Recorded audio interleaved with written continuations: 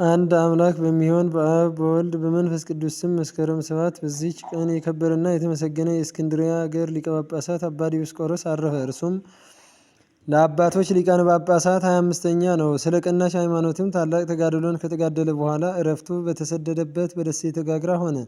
ይህም እንዲህ ነው። ንጉሥ መርቅያኖስ ወደ ሰበሰበው ጉባኤ በጠሩት ጊዜ ሲደርስ ብዛታቸው 636 የሆነ ታላቅ ጉባኤን አየ። እንዲህም አለ። ይህ ታላቅ ጉባኤ እስቲሰበሰብ ድረስ በሃይማኖት ላይ የተገኘው ጉድለት ምንድን ነው? ይህ ጉባኤ የተሰበሰበው በንጉሥ ትእዛዝ ነው አሉት። እንዲህም አላቸው።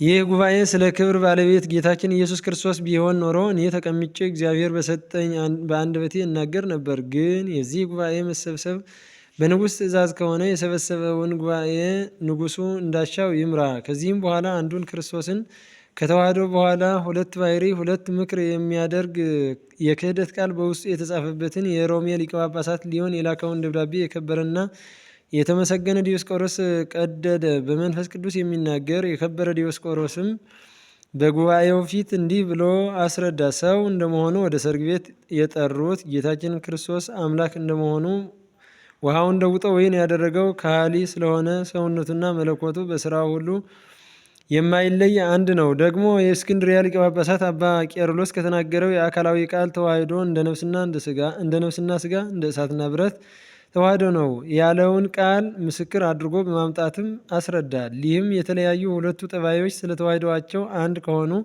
እንዲሁም የክብር ባለቤት ጌታችን ኢየሱስ ክርስቶስ እርሱ አንድ መሲህ፣ አንድ ጌታ፣ አንድ ባሕርይ፣ አንድ ምክር ነው እንጂ ወደ ሁለት አይከፈልም አላቸው። ከዚያም ከተሰበሰበው ጉባኤ ውስጥ ማንም ሊከራከረው የደፈረ የለም። ከውስጣቸውም የእግዚአብሔር ጠላት ስለሆነው ስለ ከሃዲው ንስጥሮስ በኤፌሶን ጉባኤ አስቀድሞ ተሰብስበው የነበሩ አሉ። ወደ ንጉሥ መርቅያኖስና ወደ ሚስቱ ንግሥት ብርክልያ ከእስክንድርያ ሊቀ ጳጳሳት ከአባ ዲዮስቆሮስ በቀር ስለ ሃይማኖት ትእዛዛችሁን የሚቃወም የለም ብለው ነገር ሰሩበት። ቅዱስ ዲዮስቆሮስንም ወደ ንጉሥ አቀረቡት። ከእርሱም ጋር ታላላቅ ሊቃነ ጳጳሳትና ኤጲስቆጶሳት ከጉባኤው የሆኑ ነበሩ። ከጠዋትም እስከ ማታ እርስ በርሳቸው ሲከራከሩ አሉ። የከበረ ዲዮስቆሮስም የቀናች ሃይማኖቱን አልለወጠም። ንጉሡና ንግሥቲቱ በእርሱ ተቆጥተው እንዲደበድቡት አዘዙ። ስለዚህም ደበደቡት፣ ጽሕሙን ነጩ፣ ጥርሶቹንም ሰበሩ። እንዲህም አደረጉበት።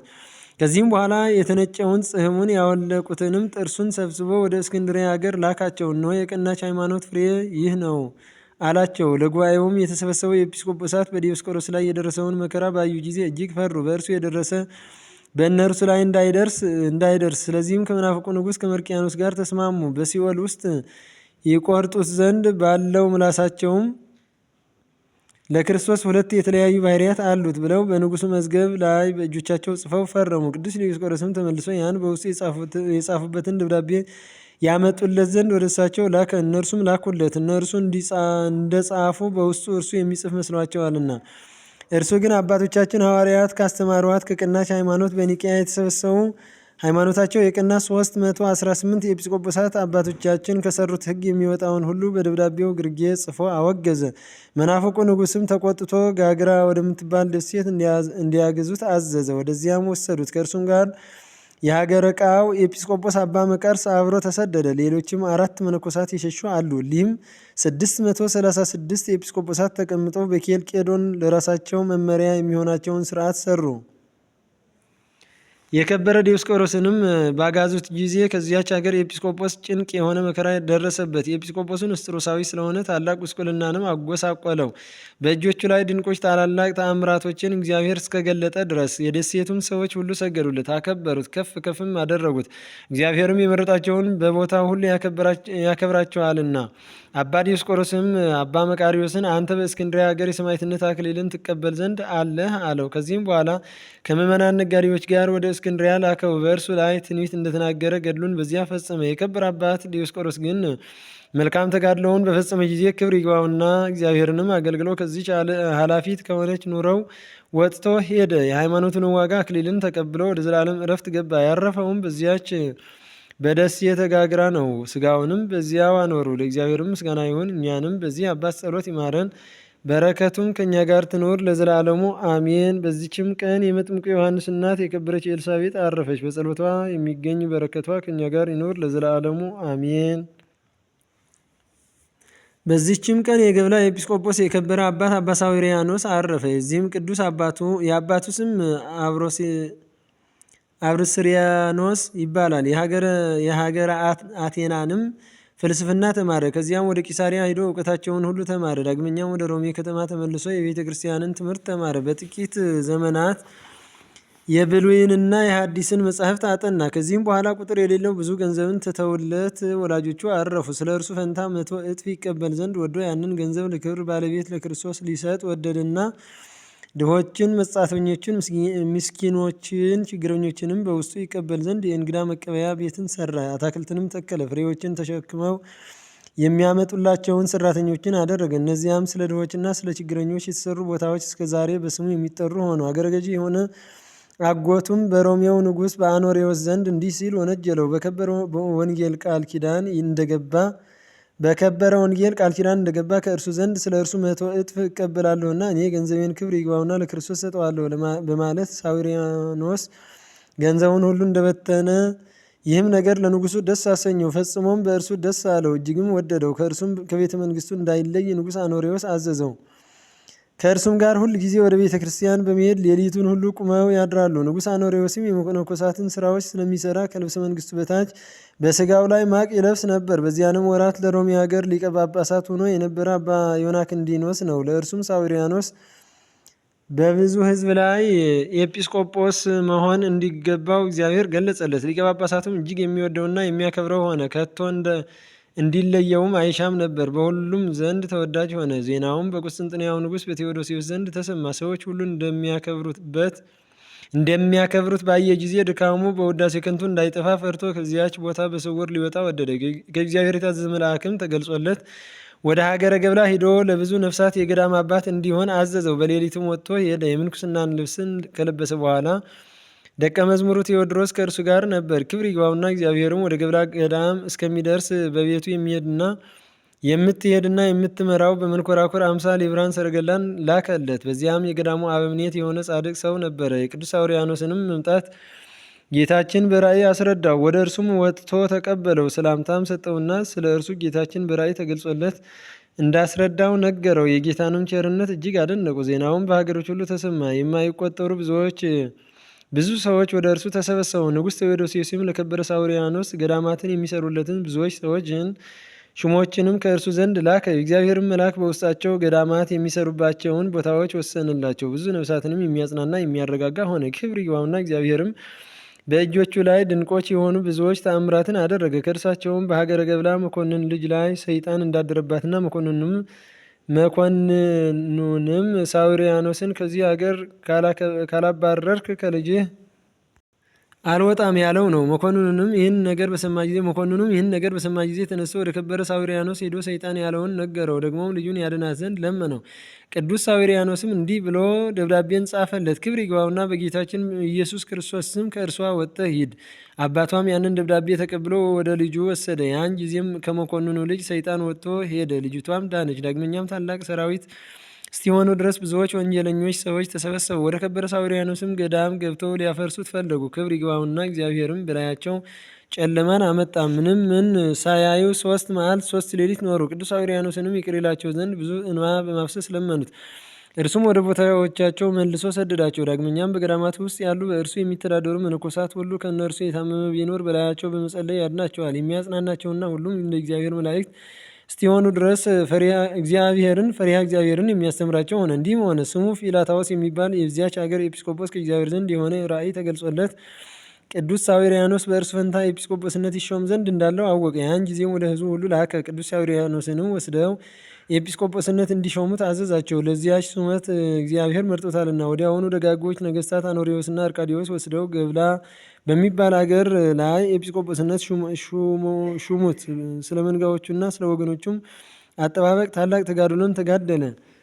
በዚያችም አገር እጅግ አዋቂ የሆነ የሙሴን ሕግ በማወቁ የሚመካ አንድ ስሙ ስቅጣር የሚባል አይሁዳዊ ነበር። እርሱም ወደ ቅዱስ ሳዊሪያኖስ መጥቶ ከእርሱ ጋር ተከራከረ። ግን ከቅዱስ ሳዊሪያኖስ አንደበት የሚወጣውን ቃል ይሰማ ዘንድ አልተቻለውም። ከዚህም በኋላ ክብር ይግባውና ጌታችን ኢየሱስ ክርስቶስ ለቅዱስ ሳዊሪያኖስ በራእይ ተገልጦለት ይህ አይሁዳዊ እርሱ ራሱ ክርስቶስ ካከበራቸውና ከባረካቸው ወገን ውስጥ ሊሆን እንዳለው አስረዳው።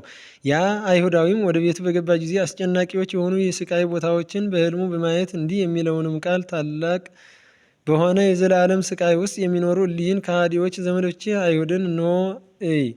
እነርሱም ክብር ይግባውና በክርስቶስ ያላመኑ ናቸው። በማግስቱም ያ አይሁዳዊ ወደ ቅዱስ ሳዊሪያኖስ መጥቶ ከእግሩ በታች ወድቆ ሰገደለት፣ ክርስቲያንም ያደርገው ዘንድ ለመነው። ያን ጊዜም እርሱንና ቤተሰቦቹን የሀገር ሰዎችንም ሁሉ የክርስትና ጥምቀትን አጠምቃቸው። የቀሩትም አይሁድ ሁሉ አለቃቸው ክርስቲያን እንደሆነ በሰሙ ጊዜ አምነው ተጠምቀው ክርስቲያኖች ሆኑ። እንዲሁም ኒሞንጦስ የሚባሉ ሌሎች ስራየኞች ሰዎችን ወደ ክርስቲያን ሃይማኖት እንዲገቡ ቅዱስ ሳዊሪያኖስ ለመናቸው። እነርሱ ግን በስራያቸው ስለሚታበዩ ከእርሱ ቃሉን አልሰሙም።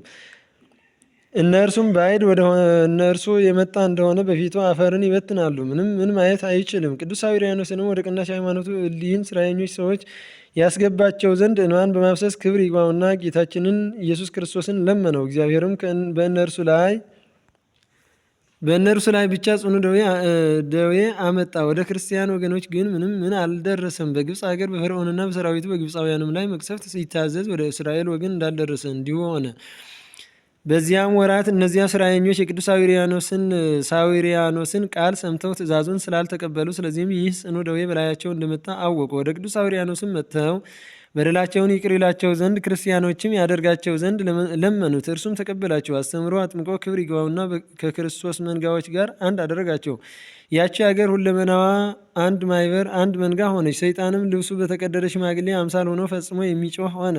እንዲህም አለ፣ ከጽንፍ እስከ ጽንፍ ባለው ቦታ ሁሉ ጨነቀኝ። በግብፅ ሀገርም ጠንካሮች መነኮሳት ተመሉባት። በሮሜ ሀገርም ሊቀ ጳጳሳት ዮናክንዲኖስ በውስጧ ይኖራል። ደግሞ በቁስጥንጥንያ ዮሐንስ አፈወርቅ አለ። ይህ ቦታ ለእኔ ቀረልኝ ብዬ ነበር፣ እነሆ ሳዊሪያኖስ ከእጄ ውስጥ ነጠቀኝ አለ። እንዲህም ሆነ፣ የፋርስ ሰዎች ሊወጉአቸው ሽተው ወደ አኖሪዎስና ወደ አርቃዲዎስ መልእክትን ላኩ። እሊህ ደጋጎች ነገስታትም የፋርስ ሰዎች የላኩትን ደብዳቤ ወደ ቅዱስ ሳዊሪያኖስ ላኩት። እርሱም ያችን ደብዳቤ ባነበባት ጊዜ የደብዳቤውን መልስ ወደ ነገስታት አኖሪዎስና አርቃዲዎስ እያስረዳ እንዲህ ብሎ ጻፈ። እኛ የክርስቶስ ከሆን መንግስታችንም የክርስቶስ ነው። እንዲህም ከሆነ የጦር መሳሪያን የጦር ሰራዊትንም አንሻም። እግዚአብሔርም ከቀደሙ ነገስታት ጋር ሆኖ ያደረገውን እንዴት እንዳዳናቸው ጠላቶቻቸውንም እንዴት ድል እንዳደረጓቸው አስታወሳቸው። ታላቁም ጾም ሳይደርስ የፋርስ ሰዎች አፍረው ከእነርሱ ዘንድ ተመልሰው ሄዱ። ስለ ዮሐንስ አፈወርቅም ከኤጲስቆጶሳት ጋር ባመጡት ጊዜ ንግስት አውዶክሲያን በምክሩ ሁሉ መክሯዋትና ገስጸዋት ነበር። ስለ ዮሐንስ መሰደድም እርሱ ምን ያደረገው ስምምነት የለም። ንግስቲቱም ምክሩን ባልሰማች ጊዜ ወደ ሀገሩ ተመለሰ። ብዙዎች ድርሳናትንና ተግሳጻትንም ደረሰ። እንዲህም ሃይማኖታቸው የቀና ሰዎች ባሉባቸው አብያተ ክርስቲያናት እስከ ዛሬ ይኖራሉ። ቅዱስ ሳዊሪያኖስም ሸመገለ፣ ዕድሜውም 100 ዓመት ሆነው። ከስጋውም ከመለየቱ በፊት በ10 ቀን የእግዚአብሔር መልአክ ተገልጾለት ከዚህ ዓለም ከድካምም ወደ እረፍት እንደሚወጣ ነገረው። ከዚህም በኋላ ሕዝቡን ጠራቸው። ክብር ይግባውና የእግዚአብሔርን ሕግ በመጠበቅ ጸንተው እንዲኖሩ አዘዛቸውና በሰላም በፍቅር አረፈ። ነፍሱንም በፈጣሪው ክርስቶስ እጅ ሰጠ። እረፍቱም የቆጵሮስ ኤጲስቆጶስ ኤጲፋንዮስ ባረፈ በ2 ዓመት፣ ዮሐንስ አፈወርቅ ባረፈ በ1 ዓመት ነው። ስጋውንም እንደሚገባ በንጹሕ ልብስ ገነዙ። ብዙ መዝሙራትንና ምስጋናዎችን አድርገውለት በክብር ቀበሩት። ለእግዚአብሔርም ምስጋና ይሁን፣ እኛንም በጸሎቱ ይማረን፣ በረከቱም ከኛ ጋር ትኖር ለዘላለሙ አሜን። በዚች ዕለት የከበሩ አጋቶንና የጴጥሮስ ዮሐንስና አሞን እናታቸውም ራፊቃ በሰማዕትነት አረፉ። እሊህ ቅዱሳንም በላይኛው ግብፅ ቁስ ከሚባል አውራጃ ከቆንያ ከተማ ናቸው። ለእርሳቸውም ክብር ይግባውና ጌታችን ክርስቶስ ተገልጾላቸው ከእርሳቸው የሚሆነውን ስብራ በምትባል አገር እርሷም ወደ እስክንድሪያ ክፍል ናት። በዚያ የምስክርነትን አክሊል እንደሚቀበሉ ስጋቸውንም ወደ ግብፅ ደቡብ ነቅራሃ ወደሚባል አገር እንደሚወስዱ አስረዳቸው። ቅዱሳኑም በዚች ራእይ ደስ አላቸው። በማለዳም ተነስተው ገንዘባቸውን ሁሉ ለድሆችና ለችግረኞች ሰጡ። ከእርሳቸውም የሚበልጥ ወንድማቸው አጋቶን በሀገሩ ሹም ነበር፣ በሁሉም ዘንድ የተወደደ ነው።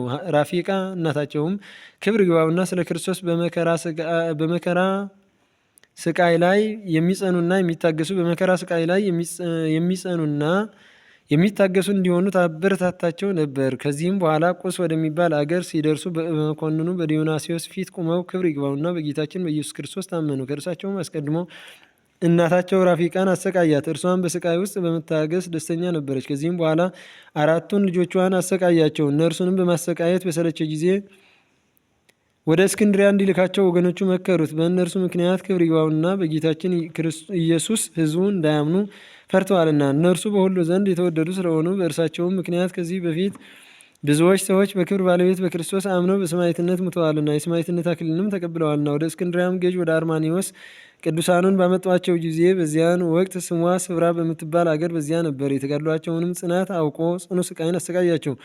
ስጋቸውንም ቆራርጦ ከመንኮራኩር ውስጥ ጨመራቸው። ዳግመኛም ዘቅዝቀው ሰቀሏቸው። በዚህም ሁሉ ክብር ይግባውና ጌታችን ኢየሱስ ክርስቶስ መኮንኑና የእርሱ ሰዎች ሁሉ እስቲያፍሩ ያለምንም ጥፋትና ጉዳት የሚያነሳቸው ሆነ። ከዚህም በኋላ ራሶቻቸውን ይቆርጡ ዘንድ ስጋቸውንም በባህር እንዲያሰጥሙ አዘዘ። በዚያም ራሶቻቸውን በሰይፍ ቆረጡ። ስጋቸውንም ወደ ባህር ሊጥሉ በታናሽ ታንኳ ጫኗቸው። በዚያንም ጊዜ ከግብፅ በስተደቡብ መጺል ከሚባል አውራጃ ነቅረሃ ከምትባል መንደር ወደ አንድ ባለጸጋ እግዚአብሔር መልአኩን ላከ። የቅዱሳኑንም ስጋ እንዲወስድ አዘዘው። እርሱም ወሰዳቸው። የጻድቃን ማደሪያቸው ይህ ነው የሚል ቃልን ሰማ። የመከራውም ወራት እስከሚያልፍ በዚያ አኖሯቸው። ከዚህም በኋላ ገለጧቸው። ውብ የሆነች ቤተ ክርስቲያንንም ሰርተውላቸው ስጋቸውን በውስጡ አኖሩ። እግዚአብሔርም ከስጋቸው ድንቆች የሆኑ ታላላቅ ተአምራትን ገለጠ። በዚያም ወራት ስጋቸውን ስሙንጥያ ወደሚባል ሀገር አፈለሱ። ለእግዚአብሔር ምስጋና ይሁን፣ እኛንም በጸሎታቸው ይማርን ለዘላለሙ አሜን። በዚችም ቀን ደግሞ 2000 ሰዎች ከቅዱስ ፋሲለደስ ጋር በሰማዕትነት ሞቱ። የጋንግራ ሰው ዳስ፣ የአንጾኪያ ኤጲስቆጶስ ናውላ፣ የመነኩሴውም የጴጥሮስ መታሰቢያቸው ነው። የእመቤታችን እናት የቅድስት ሐናም የልደቷ መታሰቢያ ነው። በረከታቸውም ከእኛ ጋር ትኖር ለዘላለሙ አሜን።